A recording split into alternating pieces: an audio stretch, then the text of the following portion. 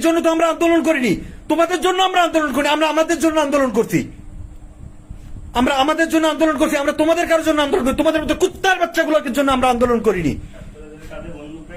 আমাদের ছাত্রদের ব্যবহার করে এরা এখন সুবিধা নিচ্ছে।